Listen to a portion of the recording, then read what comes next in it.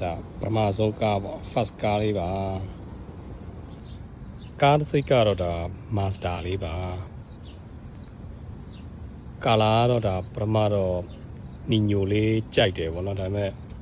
ဟိုအဖြူလေးကတော့အမြဲတမ်းဟိုမယိုးစမ်းလေးဆိုတော့အဖြူလေးပဲဒါရွေးဖြစ်တာပေါ့ရွေးတာတော့ဒါအဖြူရွေးတာတော့သူမရွေးတာပေါ့နော်သူမအဖြူကြိုက်တယ်ဆိုတော့လေအစတော့သူမနီညိုဆိုတော့နီညိုပေါ့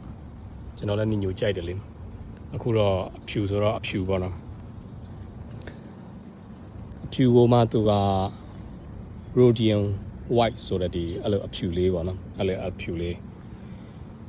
ဒီကောင်က model ဆိုလို့ရှိရင်တော့ model ကသူက master ကိုကျွန်တော်တို့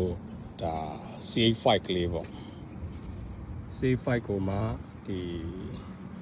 premium plus ပေါ့နော်ဒီအစကတော့ C30 ပေါ့ C30 အဲ့ဒါလေး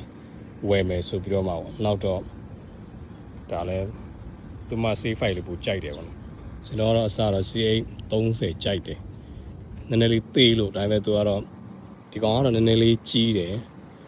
ပစ္စည်းတို့ဘာလို့လဲအဆင်ပြေတယ်သူကဟိုအတွက်လဲလုပ်ငန်းအတွက်လေးလည်းအဆင်ပြေတယ်ဆိုတော့အဲ့လိုပေါ့ဒီကောင်က premium ထက်ဆိုင်ရင်တော့ပါတယ်ဟို feature ကတော့ထူးခြား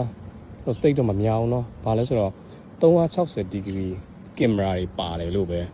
ဟိုအကြမ်းမြင့်ကသူကတော့ပြောထားတာပေါ့လေအပြင်ကိုတော့အဖြူလေးဟိုလောက်တယ်အတွင်းကိုတော့အယောင်ကိုတော့ကျွန်တော်တို့ကကာကီတို့ဘာတို့အဲ့လိုလေးတွေပိုကြိုက်တယ်အတွင်းကတော့ဒါ sport tan ပေါ့နော်နော်ဘယ်လောက်စောင့်လိုက်ရလဲဟုတ်တယ်နှစ်ပတ်လောက်တော့ပြန်စောင့်ရတယ် showroom မှာကဒီအဖြူရောင်လေးကိုမှ premium plus ပေါ့နော်အဲ့ဒီထဲမှာမှဒီ sport tan တွေအယောင်လေးကမရှိလို့ဆိုပြီးတော့ထပ်မှာဖြစ်ချင်တော့အဲ့မာထားပြီးတစီရောက်တဲ့အချိန်မှာပဲနောက် customer တယောက်ကကြိုက်လို့ပါဆိုပြီးတော့ဝယ်သွားတဲ့အတွက်နောက်တစ်ပတ်လောက်တက်ဆောင်လိုက်ရအဲ့တော့3ပတ်လောက်ကြာသွားတယ်ကြိုက်တာတော့ဒီကောင်လေးကိုအရန်ကြိုက်တယ်သူမအစရတဲ့ဒီဟာလေးတွေ့တယ်သူကဒီကောင်ကိုပဲကြိုက်တယ်ကားနည်းနည်းအမြင့်အကြီးကိုသူကကြိုက်တယ်ပေါ့ကျွန်တော်ကတော့နည်းနည်းတေးသေးနစ်စီတင်ဒီဇိုင်းလေးတွေအသေးလေးတွေပဲကြိုက်တယ်သူမတော့မဟုတ်အကြီးကြီးကိုမှ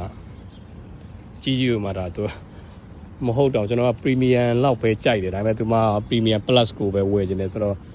ထပ်ပြီးတော့တစ်ဆင့်ထပ်တိုးသွားတယ်သူကဘာကွာသွားလဲဆိုတော့ premium တို့ရိုးရိုး select တို့ရိုးရိုးဒီ prefer